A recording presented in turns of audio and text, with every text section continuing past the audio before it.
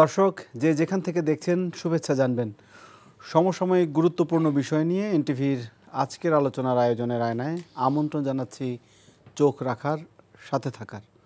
IFIC bank এই সময়ের সঙ্গে থাকছি আমি, হাসান মাহমুদ।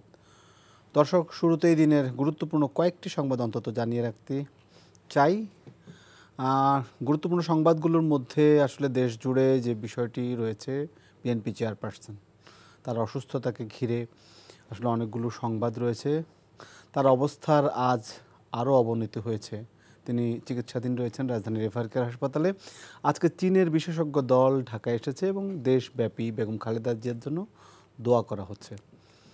তাকে কিন্তু অতি গুরুত্বপূর্ণ ব্যক্তি ঘোষণা করেছে সরকার। আরও একটি সংবাদ হচ্ছে, তারেক রহমানের দেশে ফিরতে আইনি বাধা নেই বলেছেন আইন উপদেষ্টা। ফিরতে চাইলে সর্বোচ্চ সহযোগিতা দেবে সরকার। আরও একটি সংবাদ, প্লট দুর্নীতির মামলায় শেখ হাসিনা, শেখ রেহানা ও টিউলিপের কারাদণ্ড, ক্ষমতাধরদের জন্য কড়া বার্তা আদালতের। ক্ষমতা দখলে প্রশাসনিক কু করার ষড়যন্ত্র চলছে, খুলনার সমাবেশে বলেছেন জামায়াতের আমির ডাক্তার শফিকুর রহমান।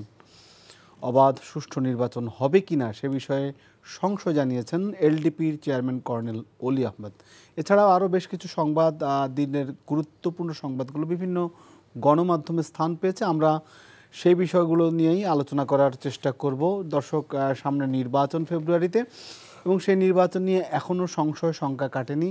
তার মধ্যে বিএনপি চেয়ারপারসন বেগম খালেদা জিয়া গুরুতর অবস্থায়, অসুস্থ অবস্থায় রয়েছেন।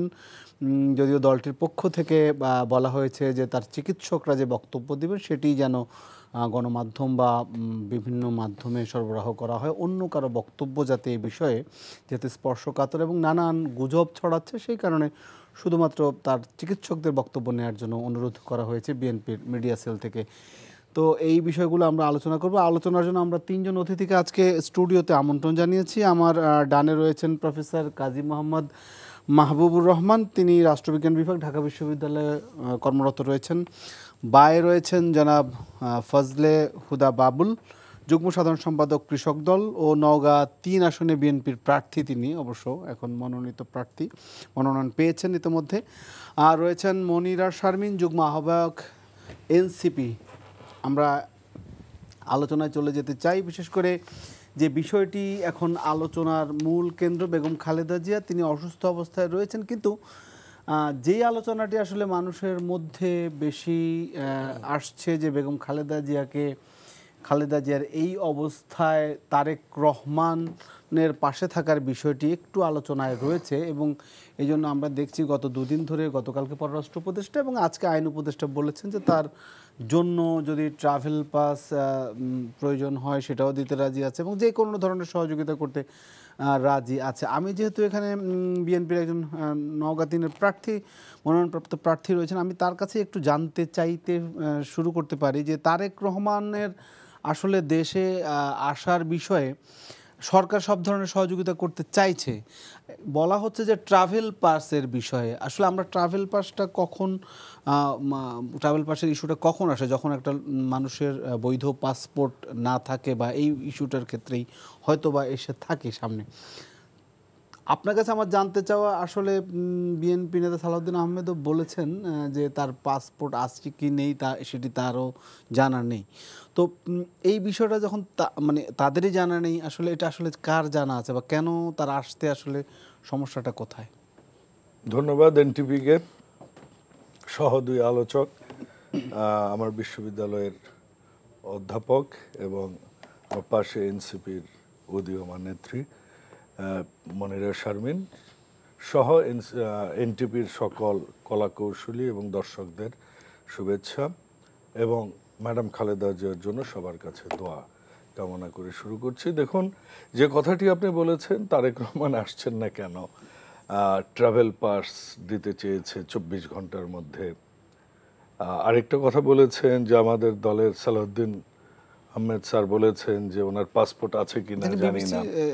দেখুন, এই বিষয়গুলো একান্তই ব্যক্তিগত কিরকম দেখেন, তারেক রহমান তো শুধু ম্যাডাম খালেদা জিয়ার সন্তান না, আমাদের দলের ভারপ্রাপ্ত চেয়ারপারসন, এবং কোটি কোটি তার সহযোদ্ধা, সহকর্মী, রাজনৈতিক সহযোদ্ধারা আমরা আছি, আমাদেরও দায় দায়িত্ব তার কাঁধে।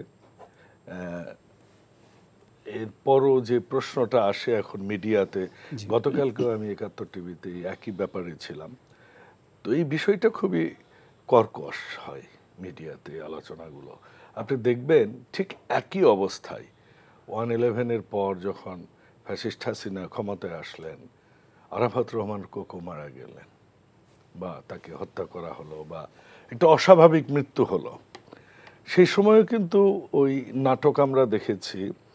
যে নাটকটা এরকম ছিল, আপনি জানেন তখনকার সেই হাসিনা গেলেন কিভাবে, কি ঘটলো, একটা মার আহাজারি, এই সময় কত ঘটনা ঘটেছে, টেলিফোনের ঘটনা, এই ঘটনা এগুলো আপনারা সবাই জানেন।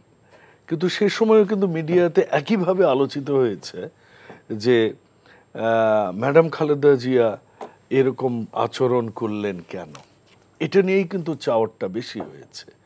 ঠিক একইভাবে ইদানিং মিডিয়াতে আমি বলবো যে আমাদের দলের ভারপ্রাপ্ত চেয়ারম্যান তারেক রহমানকে নিয়ে একটা স্পর্শকাতর বিষয়, যখন তার মা গুরুতর অসুস্থ, মানে এরকম অবস্থায় আগেও 6 বার আমাদের দেশনেত্রী মৃত্যুর মুখ থেকে ফিরে এসেছেন। আমরা আশা করছি, দোয়া করছি যে উনি এই ৭ম বারও আমাদের মাঝে আসবেন। কারণ ম্যাডাম খালেদা জিয়া কিন্তু এখন বিএনপির সম্পদ না, এদেশের খুবই একটা কি বলবো মূল্যবান একজন মানুষে পরিণত হয়েছে। আপনি বলেছেন যে ওনাকে অতি গুরুত্বপূর্ণ হিসেবে সরকার ডিক্লেয়ার করেছেন।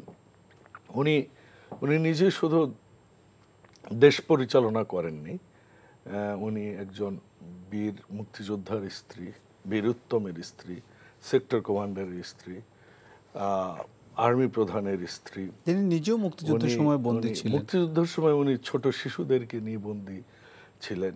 উনি প্রেসিডেন্টের স্ত্রী। উনি গণতন্ত্র বারবার উদ্ধারে বাংলাদেশকে সহায়তা করেছে, সেটা আপনি 90-এ বলেন আর 24-এ বলেন। তার রাজনীতির প্রেক্ষাপটগুলো হয়তো এদেশের মানুষ মনে রাখবে। ম্যাডাম খালেদা জিয়ার বাংলাদেশকে দরকার, ওনার পাওয়ার কিছু নেই। উনি একমাত্র মানুষ বাংলাদেশে, আপনি যদি রাজনীতির বাইরে চিন্তা করেন, যে আমরা বাংলাদেশের অনেক ভালো জিনিস নিয়ে কিন্তু আলোচনা করি না। এই মুহূর্তে উনি যা পেয়েছেন, সারা বাংলাদেশের সমস্ত রাজনৈতিক দল ওনার জন্য দোয়া করছে। এটা কিন্তু বাংলাদেশে ইতিপূর্বে কখনোই কোনো রাষ্ট্রপ্রধান বা কোনো গুরুত্বপূর্ণ ব্যক্তির ক্ষেত্রে এটা ঘটেনি। এটা ম্যাডাম খালেদা জিয়ার ক্ষেত্রে ঘটেছে।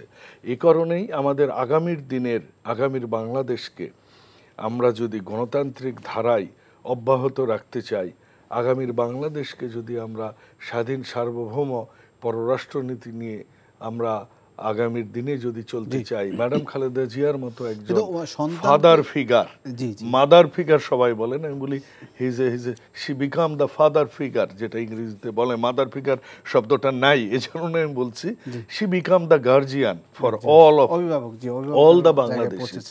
তো আমাদের জন্য, আমরা স্বার্থপর হয়ে বলছি, বাংলাদেশের জন্য তাকে দরকার, তার আর কিছু পাওয়ার নেই। কিন্তু এই মুহূর্তে আসলে সন্তানের থাকাটা এই আবারও ওই কথাই আসছে। দেখুন, ওনার সন্তান কিন্তু বলেছেন যে বিষয়টা এত স্পর্শকাতর, তিনি বলতে পারছেন না, নাম্বার 1।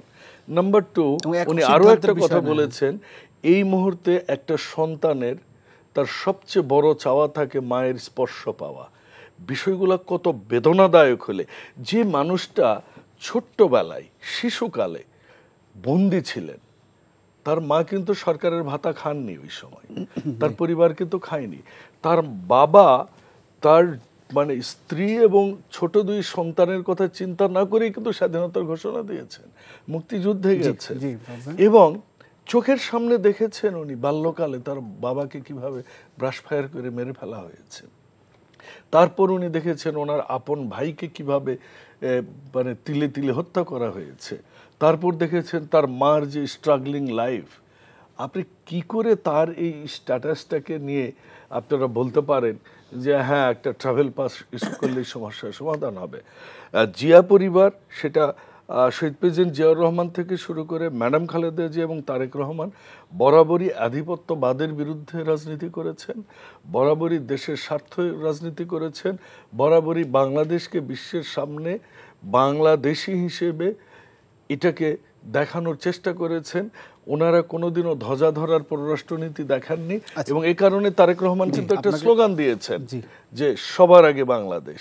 উনি বলেছেন পিন্ডি নয়, দিল্লি নয়, নয় অন্য কোনো দেশ, সবার আগে বাংলাদেশ, সবার আগে বাংলাদেশ। এইটা কি তার কাল হবে?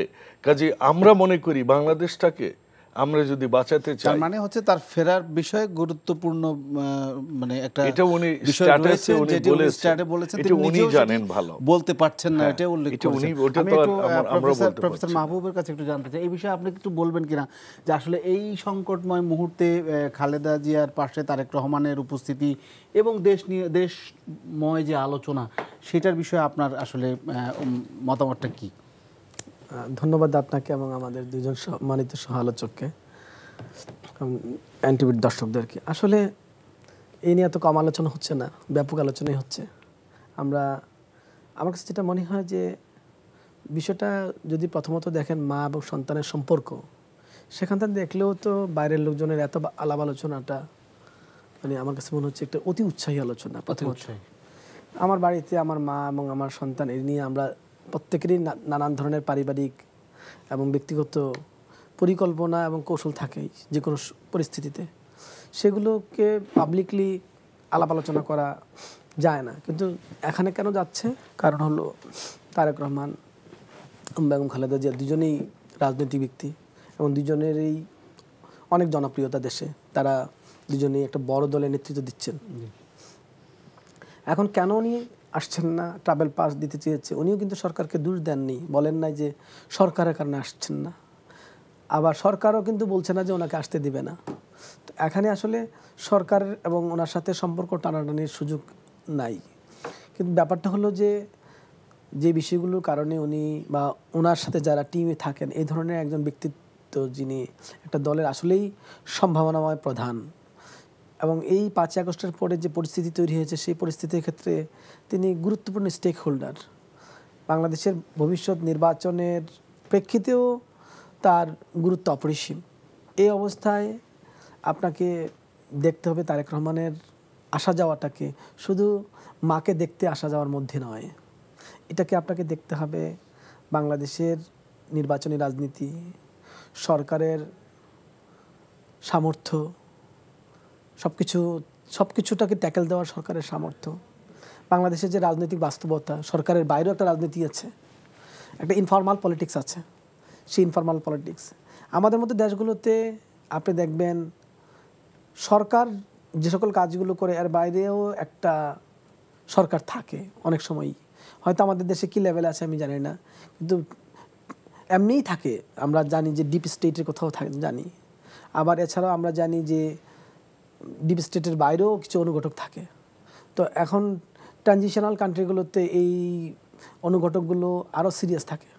এর বাইরে বাংলাদেশের ভবিষ্যৎ যে নির্বাচনকে কেন্দ্র করেও ভূ রাজনীতির ব্যাপার আছে।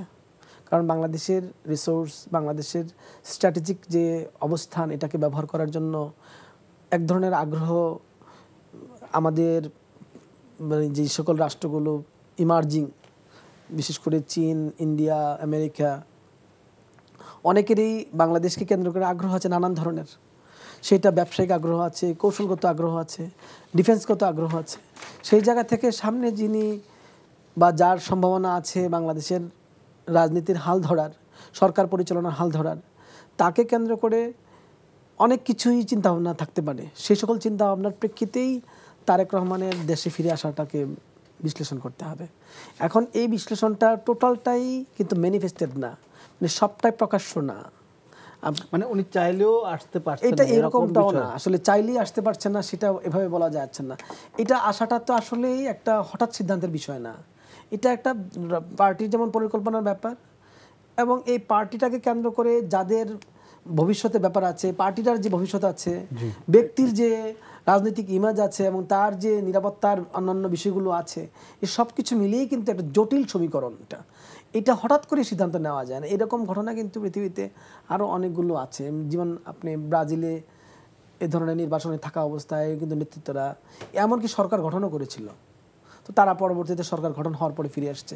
তো উদাহরণ কিন্তু এই নির্বাসনে থাকা বা দেশের বাইরে থাকা লম্বা সময় ধরে ব্রাজিলে এরকম কর্তৃত্ববাদী ফেসিবাদী সরকার ছিল একটা লম্বা সময় ধরে, এবং তারা এমনকি তাদের দলটাও নিষিদ্ধ হয়ে গিয়েছিল, নিজের দল থেকেও নির্বাচন করতে পারছিল না। তখন তারা এমন একটা নাম সর্বস্ব দল থেকে তাদের দ্বিতীয় তৃতীয় চতুর্থ সারি নেতারা নির্বাচন করে সরকার গঠন করে, এরপরে কিন্তু তাদের নির্বাচিত নেতারা ফিরে আসার একটা সুযোগ পায় আইনি প্রক্রিয়ার মধ্য দিয়ে। এখন আমি কোনো এক্সাম্পলটাই তারেক রহমানের ক্ষেত্রে দিতে চাচ্ছি না। আমি মনে করি এইটা ভূকৌশলগত ব্যাপারও আছে, এটা বড় আকার সমীকরণ আছে, নিরাপত্তার সমীকরণ আছে, সরকারের মানে বাংলাদেশের সরকারের সামর্থ্য এবং অন্যান্য বিষয়গুলো। সরকারের সামর্থ্যের প্রশ্ন নয়, প্রশ্নটা হলো অন্যরা কিভাবে এটাকে চিন্তা করছে, আপনি কিভাবে দেখছেন, সেটা একটা ব্যাপার আছে। তারপরে আমাদের যে এখন পলিটিক্সের যে একটা টার্মল অবস্থা, এখনও তো পলিটিক্স স্থির না, আমরা এক ধরনের সংকটের মধ্যে দিয়ে যাচ্ছি। নির্বাচন কমপ্লিট হলে পরিস্থিতি কিন্তু সবার জন্যই স্থিতিশীল না, সবাই এটা জানি। তো এইরকম একটা অস্থিতিশীল পরিস্থিতিতে এই সিদ্ধান্ত নিয়ে আসলে কি লাভ হবে, কি লস হবে, কেন, এই সব কিছু মিলিয়ে ঝিলে কিন্তু চিন্তা। এটা শুধুমাত্র আমরা অনেকেই ভাবছি যে মায়ের জন্য কেন আসছেন না, আসলে মায়ের জন্য যিনি আসছেন না তার কষ্টটা তো আমার চেয়ে নিশ্চয়ই বেশি হচ্ছে ব্যক্তিগতভাবে। এরপরে না 30 সেকেন্ড যে আমার চেয়ে ওনার বেশি হচ্ছে। তো এখন ওনার যার বেশি হচ্ছে তাকে যদি আমি বারবার বলতে থাকি আপনি কেন আসছেন না, এটা কি আসলে একটা এই ধরনের পরিস্থিতিতে থাকা মানুষটাকে আরো বেশি কষ্ট দেওয়া হচ্ছে না? আমার তো মনে হচ্ছে সেটা উল্টা হচ্ছে। সেই কাজটা না করলেই ভালো হয়। জি, বুঝতে পেরেছি। আমি একটু ভিন্ন দলের যে উদীয়মান দল, বিশেষ করে এনসিপির নেত্রী আছেন, আমি তার কাছে একটু জানতে চাই তারেক রহমানের এই ফেরার বিষয়ে আপনাদের আসলে মানে আপনারা দলের বাইরের, বিশেষ করে বিএনপিরও না, সে বাইরে থেকে আপনারা কিভাবে দেখছেন এই রাজনৈতিক প্রেক্ষাপটে তার মায়ের যে অসুস্থতা, বিশেষ করে বাংলাদেশের আপামর জনসাধারণের নেত্রী হিসেবে যিনি খ্যাত হয়েছেন সেই বেগম খালেদা জি, এবং তার সন্তানের আশাটাকে আপনারা আসলে কোন দৃষ্টিকোণ থেকে দেখছেন? ধন্যবাদ। যারা দেখছেন তাদের শুভেচ্ছা এবং আমার বিজ্ঞ সহালোচক যারা উপস্থিত আছেন তাদের শুভেচ্ছা। দেখেন, প্রথমত বেগম খালেদা জিয়া তিনি আসলে তার যে পজিশন এবং তিনি তার পুরো জীবন দিয়ে যেই সংগ্রামটা করে গেছেন এবং ওনাকে বারবার করে যে বিশেষণটি সামনে আসছে আপোষহীন নেতৃত্ব, এটি কিন্তু উনি দলের ঊর্ধ্বে গিয়ে উনি আসলে একজন নেতৃত্ব হয়েছেন এবং গত 17 বছরে উনি যেই ধরনের আসলে নিপীড়ন সহ্য করেছেন সাবেক প্রধানমন্ত্রী হিসেবে এবং সাবেক রাষ্ট্রপতির সহধর্মিণী হিসেবে, এবং আমি যদি বলি যে বিএনপির চেয়ারপারসন হিসেবে, মানে এত বড় মাপের একজন রাজনীতিবিদ, মানে উনি আসলে ওনার সাহস এবং সততা এবং আমি যদি বলি সংযম, সেই সব কিছুর মাধ্যমেই কিন্তু উনি এই আজকের যে অবস্থান, ওনার সব দল মতের ঊর্ধ্বে উনি এত গুরুত্বপূর্ণ একজন ব্যক্তি হয়ে উঠেছেন এবং অনুকরণীয় নেতৃত্ব হয়ে উঠেছেন। তো সেই জায়গা থেকে যদি আমি আসলে পর্যালোচনা করি, সেটি অবশ্যই তারেক রহমানের, যদি আপনি বলেন যে এই সময়কার পরিস্থিতি, সেটা হচ্ছে শুধুমাত্র মাতা এবং পুত্রের সম্পর্কের বাইরে গিয়েও আমাদের আসলে একটা বিশ্লেষণ করার সুযোগ আছে। কারণ আমাদের বুঝতে হবে যে তারেক রহমান কিন্তু একজন রাজনীতিবিদ এবং সেই জায়গা থেকে এখানে দুই ধরনের মূল্যায়ন আমি করতে চাই। সেটা হচ্ছে, একটা হলো কেন আসলে উনি দেশে আসছেন না, এটি যদি আমরা বিশ্লেষণ করতে যাই তাহলে আমার ব্যক্তিগতভাবে যেটা মনে হয় সেটা হচ্ছে এক ধরনের এই 1/11-এর সময় উনি যেই ধরনের পরিস্থিতির মধ্যে দিয়ে গেছেন, একটা ব্যক্তিগত ট্রমা তো অবভিয়াসলি আছে এবং সেই জায়গা থেকে আমি যদি বলি যে উনি কিন্তু বহুদিন ধরে আসবেন, উনার দলের নেতাকর্মী যারা আছে স্থানীয় পর্যায়ে তারা বলছেন, এবং আমরা একবার শুনলাম যে নভেম্বরের দিকে আসছেন, নভেম্বরের শেষের দিকে, ডিসেম্বরের শুরুর দিকে এরকম সময় কথা ছিল এবং সেটি হজ করে উমরার পরে আসার কথা ছিল একদমই। সুতরাং সেটি কিন্তু আসলে অসুস্থতার থেকেও নির্বাচন কেন্দ্রিক আসার একটা পরিকল্পনা। তো পরিকল্পনা কিন্তু অনেকদিন ধরেই হচ্ছে যে তারেক রহমান দেশে আসছেন, আমরা এরকমই শুনছি। সুতরাং সেই জায়গা থেকে উনি এখনো আসতে পারছেন না, এটি একটা চিন্তার বিষয়। সেখানে যেটা বললাম ব্যক্তিগত একটা ব্যাপার থাকতে পারে, ট্রমা। এবং আরও একটা বিষয় দেখেন, আমরা বিভিন্ন সময় বেগম খালেদা জিয়ার বক্তব্যেও কিন্তু এই বিষয়টা শুনেছি যে খালেদা জিয়ার ভয় নাই, রাজপথ ছাড়ি নাই, এই স্লোগানটা আপনারা দিবেন না। সুতরাং এখানে কিন্তু এক ধরনের নেতাকর্মীর প্রতিও তার একটা অভিমান এবং আস্থার সংকট কিন্তু ছিল। সেই জায়গা থেকে তারেক রহমানের দেশে আসার ক্ষেত্রে তার নেতাকর্মীরাও যে আসলে মানে তাকে কতখানি সুরক্ষিত রাখতে পারবেন এবং সেইখানে আসলে আস্থার অভাব আছে কিনা, এটিও একটা বিবেচ্য বিষয়। এবং আরও একটা বিষয় হচ্ছে, দেখেন বহির্বিশ্বের চাপ কিন্তু এই বিষয়টা কিন্তু ওনার আসলে স্ট্যাটাসের মাধ্যমেই আমার কাছে মনে হয়েছে যে খানিকটা ইঙ্গিত হয়তো পাওয়া গেছে যে এমন কোনো কারণ আছে যেটি আসলে তার পরিবার বা তার ব্যক্তির নিয়ন্ত্রণাধীন নয়, এটি বাইরের কোনো একটি বিষয়। এবং আমার মনে হয় যখন কিনা তারেক রহমান উনি আসলে, আমি যদি বলি যে বাংলাদেশের সম্ভাব্য প্রধানমন্ত্রী হতে যাচ্ছেন বা হতে পারেন, সেই জায়গা থেকে উনার কিন্তু একটা অবশ্যই সাধারণ মানুষের কাছে এই দায়বদ্ধতা আছে যে এটা পরিষ্কার করবার, যে কেন আসলে উনি আসতে পারছেন না, এটি সবচেয়ে ভালো উনিই বলতে পারবেন। তবে যদি আসলে সাধারণ মানুষের একদম স্থানীয় নেতাকর্মী যদি বলি, আমি একটা ইউনিয়নের যে বিএনপির নেতাকর্মী তাদের কথা যদি বলি, তাদের কিন্তু একটা এক্সপেকটেশন আছে। আমি আপনার কাছে আবার আসবো, আমি একটু জনাব ফজলুল হুদা বাবুল আপনার কাছে একটু যেতে চাই। বিশেষ করে জামাত ইসলামের আমির আজকে খুলনায় একটা জনসভা করেছেন এবং তিনি সেখানে বলেছেন যে, অভিযোগ করেছেন ক্ষমতায় না গিয়েও কেউ কেউ ক্ষমতার প্রভাব দেখাচ্ছে, ইঙ্গিতটা বিএনপির দিকেই বা আপনাদের মাদার অর্গানাইজেশন বিএনপির দিকেই ইঙ্গিত করেছেন। এবং তিনি বলেছেন যে প্রশাসনিক কুয়ের মতো কর্মকাণ্ডের চেষ্টা করা হচ্ছে, অর্থাৎ প্রশাসনিক একটা কু করার চেষ্টা করা হচ্ছে। এবং এই রকম ঘটনা যদি ঘটতে থাকে তাহলে 5 আগস্টের আরেকটা 5 আগস্টের পুনরাবৃত্তি ঘটবে।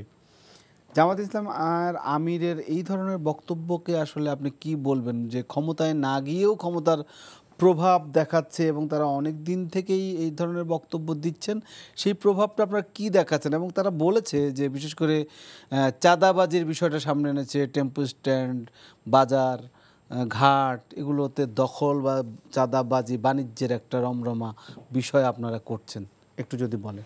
জি ধন্যবাদ। না, আমি জানি মিডিয়াতে আসলে এগুলো আমাকে শুনতে হবে, কারণ এটা মিডিয়ার হাইপ আমরা জানি এবং বিএনপি সবসময় মিডিয়াকে ফেস করে এসেছে। বিএনপির সব কিছুই খুবই ওপেন, আমরা কোনো গুপ্ত রাজনীতি করি না। তো আপনার ওই চাঁদাবাজির গল্পে যদি আমি আসি, সেই গল্পটাতে আমি এই গল্পই অ্যাড করতে চাই। আপনি যদি যেটা মানে আওয়ামী লীগ বারবার পানি ঘোলা করলেন ওই পিআর নিয়ে, আপনি যদি প্রপোর্শনেট হিসাব করেন, মানে জামাতের চাঁদাবাজির তুলনায় প্রপোর্শনের জনসমর্থন বা কমিটির আকার যদি আপনি ধরেন, সেই হিসেবে জামাতের 100 ভাগের 1 ভাগও বিএনপি না। 1 2 যে কথাটা উনি বলেছেন, আমার মনে হয় যে আইনের আওতায় এনে যদি ব্যাকবোন শক্ত থাকে এই সরকারের, সরকার তাকে আইনের আওতায় এনে জিজ্ঞেস করা উচিত। এর আগেও তাহের সাহেব একটা বেফাস কথা বলেছেন, তারা সবসময় এগুলো বলে আসছেন। এবং জামাত যেসব কথা বলছেন, এটা মাঠ গরম করার কথা বলছেন সবসময়। তারা মুখে একটা বলছেন, কাজে আরেকটা। সবার আগে জামাত প্রার্থিতা দিলেন, ক্ষমতায় না গিয়ে ক্ষমতার প্রভাব কে দেখাচ্ছে? তাহলে জামাত দেখাচ্ছে, নিজেদেরকেই বললো, নিজেকেই উনি বলেছেন। এটা কি হয়? উনি, ওনার বেস তো লেফটিস্ট, উনি তো আব্বাস আলী খান না, উনি অধ্যাপক গোলাম আজমও না, উনি তো লেফটিস্ট ছিলেন। উনি অনেকভাবে কথা বলতে পারেন, বামেরা অনেক কথা বলতে পারেন সুন্দর করে। সো এটাই স্বাভাবিক। এবং প্রশাসনিক কুয়ের কথা বলছেন উনি, যেটা বলছেন প্রশাসনিক কুয়ের কথা, তো সেজন্যই বললাম এই সরকারের উচিত তাকে ইন্টিগ্রেট করা। আপনি প্রশাসন, তাহলে আপনি জানেন প্রশাসনিক কু হচ্ছে, so you share with us. Actually Jamaat তাদের তো জন্মে থেকে সবসময় ধিক্কার পেয়ে এসেছে, এই দেশটার স্বাধীনতায় তারা কোনোদিনও বিশ্বাস করেনি। এখন এই পর্যায়ে এসে জামাত যেসব সুবিধা ভোগ করছে, যেভাবে কথা বলছেন, শিশির মুনির যেভাবে কথা বলছেন, হ্যাঁ, উনি এখানে থাকেন ঘর জামাই, বাবা মা থাকেন ওই আমেরিকায়, কিন্তু উনি আরেকজনকে নিয়ে কথা বলছেন। তো এরকম জামাত এভাবে কথা বলছে, মার্কেট গরম করার চেষ্টা করছে এবং তথ্য শুধু না, অপতথ্যগুলো প্রচার করছে কন্টিনিউয়াসলি। এবং তারই ধারাবাহিকতা ওনার এইটা জামাতের আমিরের, আমি মনে করি। নাম্বার 1। নাম্বার 2, উনি যে ডামাডোল 5ই আগস্ট আরেকটা আসলে ওনারা করার প্রস্তুতি নিচ্ছেন। আপনি জানেন এদেশে অনেক অস্ত্র লুট হয়েছে, অস্ত্রের হিসাব কিন্তু এখনো আসেনি, এবং আমরা তো আশঙ্কিত যে জামাত কি এরকম কোনো প্ল্যানে আছে কিনা, কারণ আমাদের ছাত্র জীবনে আমরা জামাতকে এরকমটা হতে দেখেছি বিভিন্ন বিশ্ববিদ্যালয়ে, এবং তাদের সেই প্ল্যানগুলো আমার মনে হয় প্রকাশ্য করা উচিত, অথবা তাদেরকে বলা উচিত যে কারা এই আগামী নির্বাচন নিয়ে তছনছ করার ষড়যন্ত্রে লিপ্ত, এটা জামাত জানে। তাহলে 2 নম্বর কথা হচ্ছে যে মাহবুব স্যার একটা কথা বলছেন, আমার বিশ্ববিদ্যালয়ের শিক্ষক, যে তারেক রহমানকে ছাড়া নির্বাচন। দেখুন, বাংলাদেশ জাতীয়তাবাদী দল বা ম্যাডাম খালেদা জিয়া এবং জনাব তারেক রহমান যেভাবে আমাদেরকে তৈরি করেছেন, উনি বলতেন যে মিছিলের সর্বশেষ কর্মীটাও নেতৃত্ব দেওয়ার ক্যাপাবিলিটি রাখে। সো আমাদের দল একটা নিয়মতান্ত্রিক গণতান্ত্রিক দল, এমন না যে কোনো একজন ব্যক্তির উপর নির্ভর করে এই দল। অনেকে এই দলকে অনেক বলে পারিবারিক দল, এই কথা অনেকবার উঠেছে। আমি নিজে তার চাক্ষুষ প্রমাণ একজন। আমার কোনো পরিবার ছিল না, কোনো ইতিহাস ছিল না পরিবারের, কিন্তু আমি কাজ করেই মনোনয়ন পেয়েছি। আপনি যদি দেখেন অ্যাপেল টু অ্যাপেল কম্পেয়ার করেন, জামাতের কিন্তু পারিবারিক মনোনয়ন আমাদের চেয়ে অন্তত 10 গুণ বেশি। কিন্তু আপনি যদি পক্ষান্তরে দেখেন, আমাদের শামা ওবায়েদকে মাঠে দেখেছেন, আপনি আমাদের অনিন্দ ইসলাম অমিতকে মাঠে দেখেছেন, রাজপথে দেখেছেন। আমাদের জয়পুরহাটের যিনি পেয়েছেন মাসুদ রানা রাজপথে ছিল। আমি যতগুলোকে দেখেছি তারা রাজপথেই ছিল, কিন্তু জামাত কিন্তু পারিবারিকভাবে পেয়েছে। কিন্তু দোষটা বিএনপির ঘাটে, ওই যে কেষ্টবাটাই চোর। কিন্তু আমরা বিএনপি এটাকে সাধুবাদ জানাই, কারণ বিএনপি দলের মূল ভিত্তি হচ্ছে অন্যের কথা বলতে দেওয়ার মতো, ব্যক্ত করার মতো পরিবেশ সৃষ্টি করা বিএনপির একটা অন্যতম আদর্শ। এটা শহীদ জি আমাদেরকে দিয়ে গেছেন। আজকে আরেকজন আমাদের এনসিপির নেত্রী, এনসিপির কথা যখন বলেছেন, আমি এনসিপি যে যিনি আহ্বায়ক, তিনি কিন্তু আজকে বলেছেন যে গণ অভ্যুত্থানের যে ফসল সেটা আপনারা এবং জামাত দুজনে মিলে ঘরে তুলছেন, মানে সুযোগটা নিচ্ছেন। সেই একই অভিযোগ আপনাদের বিরুদ্ধে কিন্তু এনসিপি করেছে। সহ-আলোচক এনসিপির নেত্রী মনিরা শারমিন একটা কথা বলেছেন, ম্যাডামের নাকি কর্মীদের উপর আস্থা নেই। ম্যাডাম বলেছেন এটা বলবেন না, যে খালেদা জিয়া ভয় নাই, রাজপথ নেই। ম্যাডাম শুধু না, আমি ফজলে হুদা আমার এলাকায় যখন আমি তো ওইখানকার বদলগাছির সভাপতি, আমি বিএনপির, তারা যখন আমাকে প্রশংসা সূচক বা এসব কথা বলেন, আমার প্রাণপ্রিয় নেতা, কিংবা আমি সবচেয়ে রাগ করি যে এটা ডোন্ট সে দ্যাট, বিকজ এটা শহীদ জিয়ার আদর্শ না। এই যে তারা বলেন ম্যাডাম খালেদা জিয়া একজন ইসলামী মেন্টালিটির মানুষ, উনি এটাকে ওইভাবে উনি এটা বলতেন যে আমরা রাজপথ ছাড়ি নাই, খালেদা জিয়া ভয় নাই, এটা না। বেগম খালেদা জিয়া 2008 সালে নির্বাচনে ওনার মেইন কথা ছিলেন যে দেশ বাঁচাও, মানুষ বাঁচাও। তার মানে কি, উনি ঠিকই প্রজেকশন করছেন যে এই দেশটা ভূ রাজনীতিতে পড়ে গেছে, এইটাকে আমাকে উদ্ধার করতে গেলে, দেশের মানচিত্রকে রক্ষা করতে গেলে বাংলাদেশকে আমার ফার্স্ট ধরে নিতে হবে। তো এমন না যে কর্মীদের জন্য এটা হয়েছে, এটা থেকে তো কেউই উদ্ধার পায়নি। জামাতে ইসলামের কত প্রবীণ নেতাদের আমরা দেখেছি, সেই বিচার নিয়ে প্রশ্ন আছে, সেই বিচারে তাদেরকে ফাঁসি দেওয়া হয়েছে। আমরা দেখেছি যে বিএনপির কত লোক গুম খুন হয়েছে। কাজে এগুলা, ওই জিনিসটাকে আপনি এইভাবে যদি তুলে ধরেন, এটা খুবই অন্যায় হবে, বিশেষ করে আজকের মতো একটা দিনে এসে। শেষ কথা হচ্ছে কি, যে আপনি যেটা বললেন, এনসিপি বলেছেন যে গণ অভ্যুত্থানের ফসলটা আপনারা ঘরে তুলছেন। এনসিপির ওনাদেরকে দেখলে, এবং এই যে গণ অভ্যুত্থানে যারা শহীদ হয়েছে, যারা অঙ্গহানি হয়েছে, অনেকের চোখ, 2 চোখই নাই, এগুলো খুব, এটার উপর, এই রক্তের উপর দাঁড়িয়ে যে বাংলাদেশটা আমরা করতে যাচ্ছি, সেখানে অবশ্যই তাদের এনসিপির অনেক নেতাদের প্রশংসা এবং তাদের স্যালুট জানানো উচিত। কিন্তু তার পাশাপাশি এটা হচ্ছে যে যখনই তারা ওই যে দামি গাড়িতে চললেন, ঠিক আছে, যখনই তারা ওই গাড়ি বহর নিয়ে ঢুকলেন, তখন তারা আর ফসলটা তাদের কাছে গেল না। কারণ বাংলাদেশের মানুষ দেখতে চায় কি জানেন, যে আমার নেতাটা আমার জন্য কাজ করছে, তার নিজের জন্য করছে না। কাজেই দেখেন, ম্যাডাম খালেদা জিয়া 3 বার প্রধানমন্ত্রী, তার কোনো বাড়িঘর নাই, নিজস্ব বাড়ি নাই। 40 বছরের তার স্বামীর বাড়ি থেকে তাকে বের করে দিয়েছে। তারেক রহমানের কোনো সম্পদ নাই দেশের বাইরে, এটি তো সত্য কথা।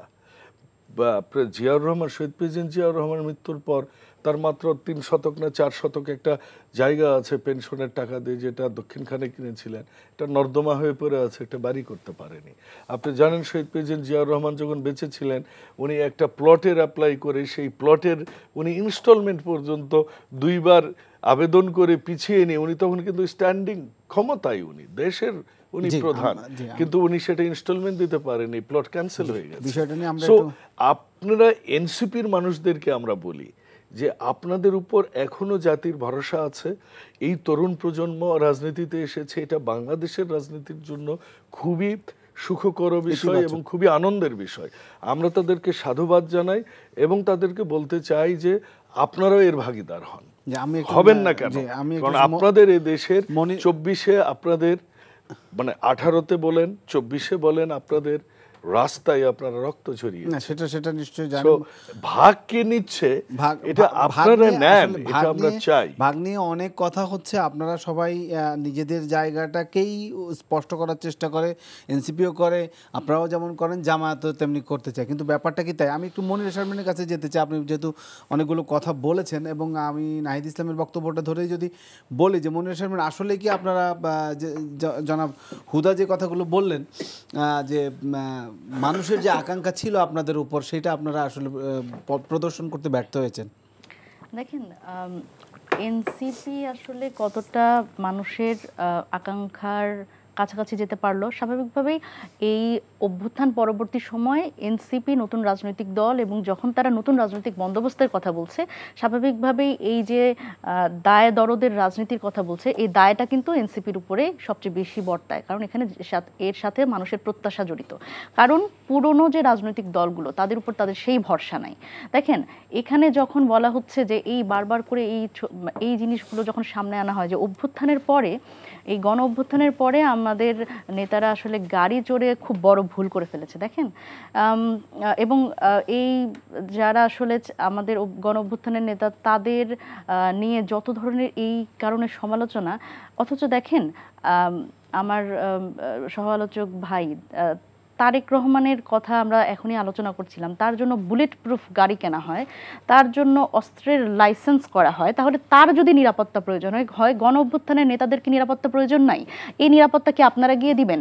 আমাদের এনসিপির অফিসের সামনে যতবার ককটেল বিস্ফোরণ হয়, বিএনপির অফিসের সামনে এই অভ্যুত্থান পরবর্তী সময় কয়বার ককটেল বিস্ফোরণ হয়েছে, এই হিসাবটা একটু আমাকে দিয়েন। আরেকটা ব্যাপার দেখেন, এনসিপির নেতারা অনেক বেশি ঝুঁকিতে রয়েছে, অবশ্যই, এবং এই জায়গা থেকে আমাদের নেতা, আমি যদি বলি এই নাহিদ ইসলাম থেকে শুরু করে হাসনাত আব্দুল্লাহ, সার্জিস আলম, এই মানুষগুলো কিন্তু আমরা মানে একদম মানে জনতার সাথে মিশে যাওয়ার জন্য কিন্তু আমরা জুলাই পদযাত্রা করেছি, আমরা গ্রামে গ্রামে গেছি, সব জায়গায় গেছি, কিন্তু এখানেও কিন্তু আমাদের ঝুঁকি ছিল।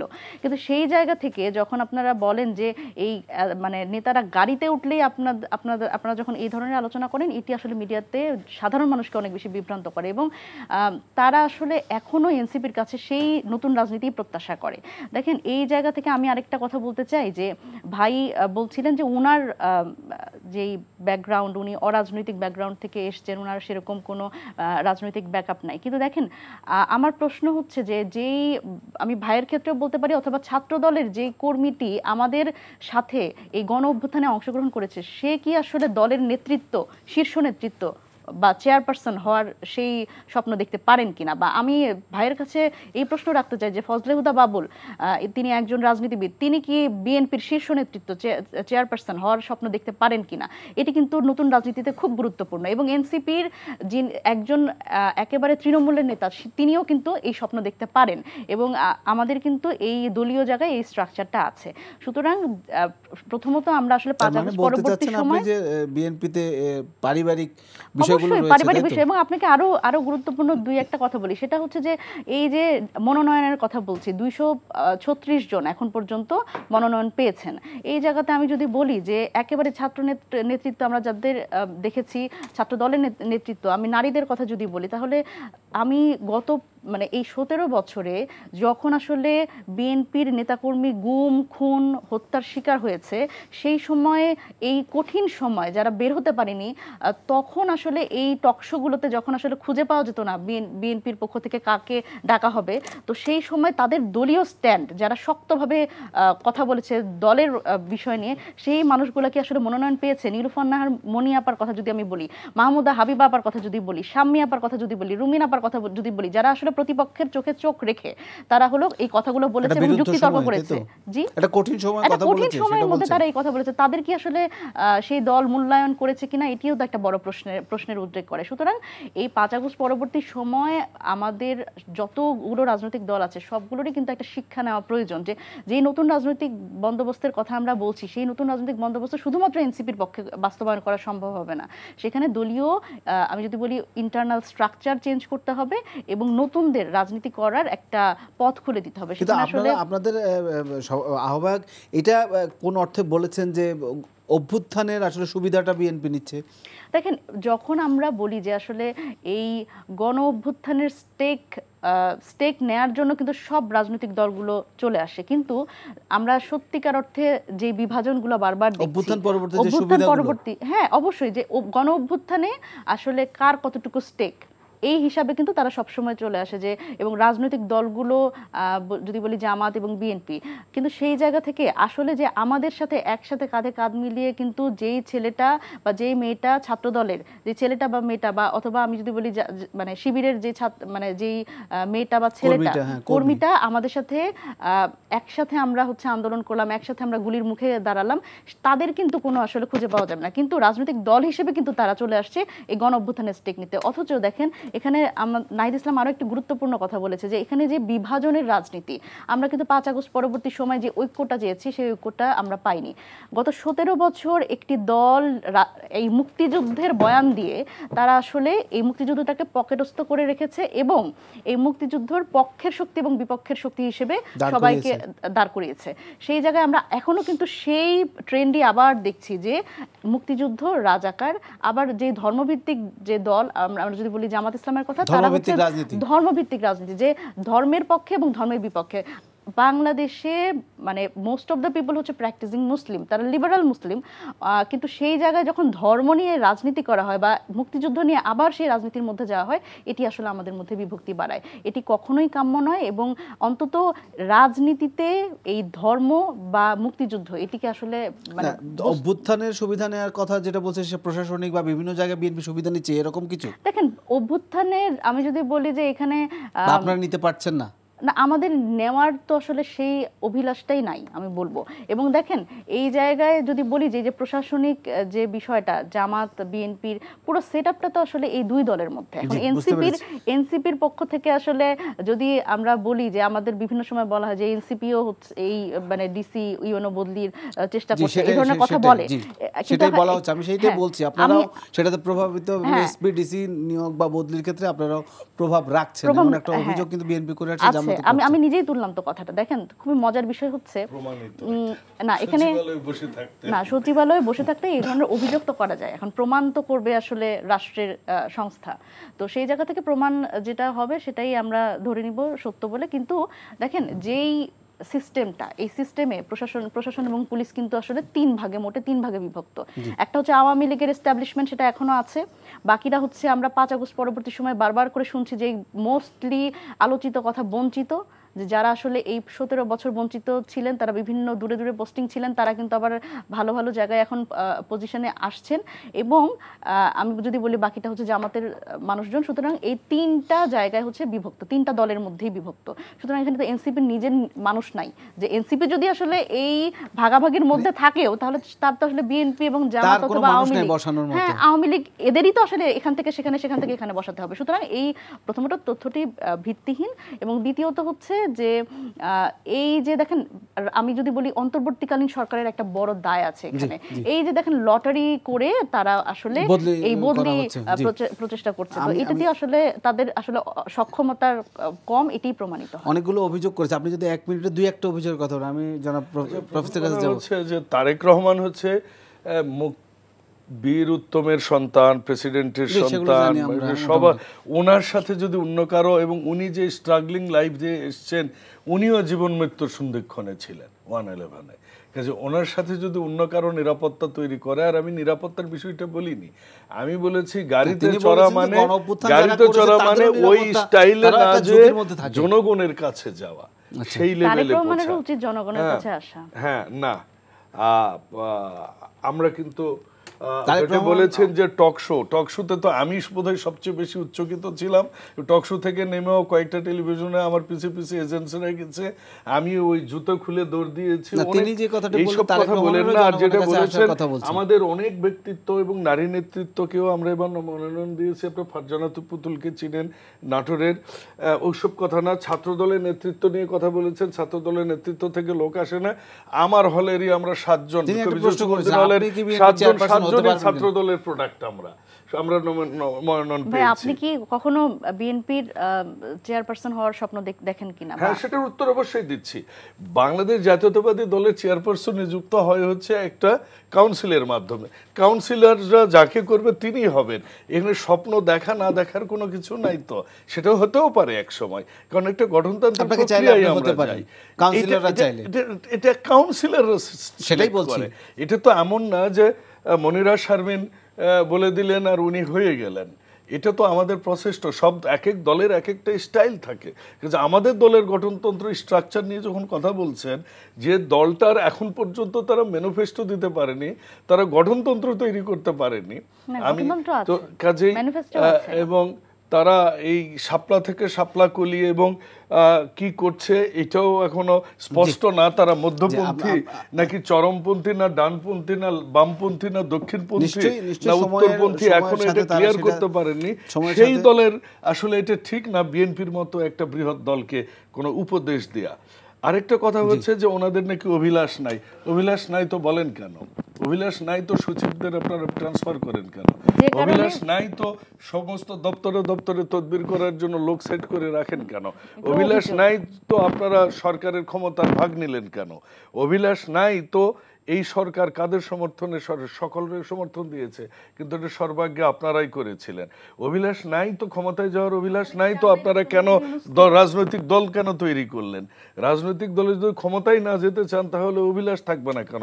বলেছেন পদযাত্রা করেছেন। আরে ভাই, পদযাত্রা করতে করতে বিএনপির নেতাদের ইউনিয়ন থেকে শুরু করে নয়াপল্টন পর্যন্ত পদযাত্রা করতে করতে আমাদের জুতার তলা হয়ে গেছে। একবার পদযাত্রা করে আপনারা দেশ ভ্রমণ করে ফেললেন, করেন না আরো 17 বছর তারপর কথা হবে। নিশ্চয়ই বেশি করবে। আমরা একটু আপনার কাছে আসবো পরে। আমরা একটু প্রফেসর মাহবুব আপনার কাছে একটু জানতে চাই, নির্বাচন যে সামনে এবং বেগম খালেদা জিয়ার যে অবস্থা এবং জামায়াতের আমিরের যে বক্তব্য, যে কেউ কেউ ক্ষমতার প্রভাব দেখাচ্ছে এবং 5 আগস্ট আরও একটি 5 আগস্ট হওয়ার কথা তিনি আজকে বলেছেন খুলনাতে।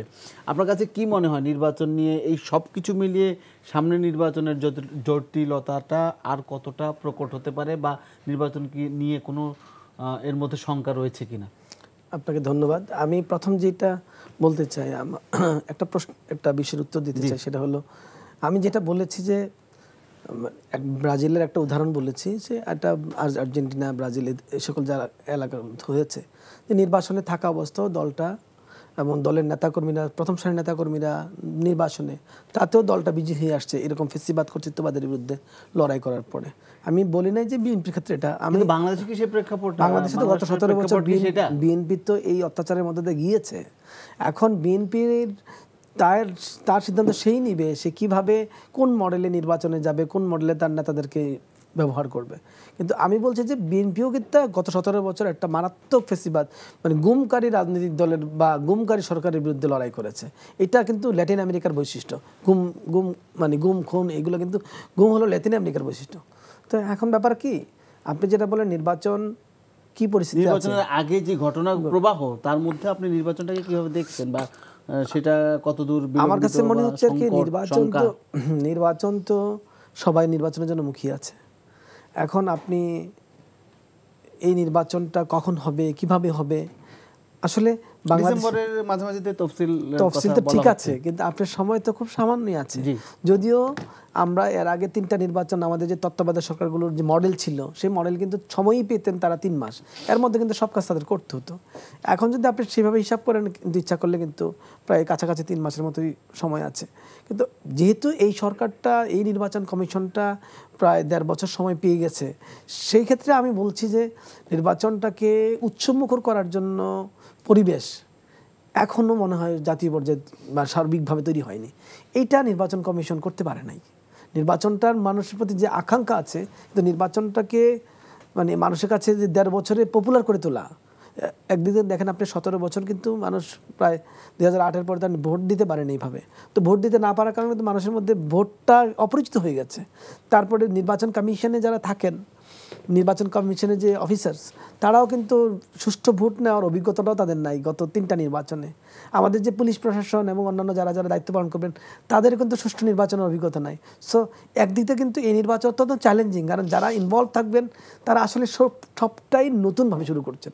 তো এই যে নতুনভাবে যে টিমটা নির্বাচন শুরু করবে, এটার জন্য কিন্তু যেভাবে প্রস্তুতি, যেভাবে এটাকে আলোচনার সামনে নিয়ে আসা দরকার, রাজনৈতিক দলগুলো হয়তো বলছে বা সরকার বলছে, কিন্তু আমি সরকারেরকেও দেখি নির্বাচন নিয়ে অনেক আলাপ করে, তো নির্বাচন কমিশনকে আমি দেখি নির্বাচন নিয়ে, নির্বাচনকে পিপলের কাছে নিয়ে যাওয়ার যে ব্যবস্থাটা, সেটা সেভাবে হয়ে ওঠেনি। অথচ তার মেয়াদ আইন শৃঙ্খলা কি যথেষ্ট মনে করেন? আমরা গতকাল কেউ দেখেছি কিন্তু খুলনার আদালতে প্রকাশ্যে গুলি করে হত্যা করেছে। মানে অস্ত্র উদ্ধারের যে বিষয়গুলো বা যে আইন শৃঙ্খলা আমাদের মতো দেশগুলো দরকার, সেটা কি আপনার কাছে সন্তোষজনক মনে হচ্ছে এখন পর্যন্ত? যদিও সামনে আরো অগ্রগতি হতে পারে, কিন্তু তারপরেও বর্তমান প্রেক্ষাপট কি বলছে?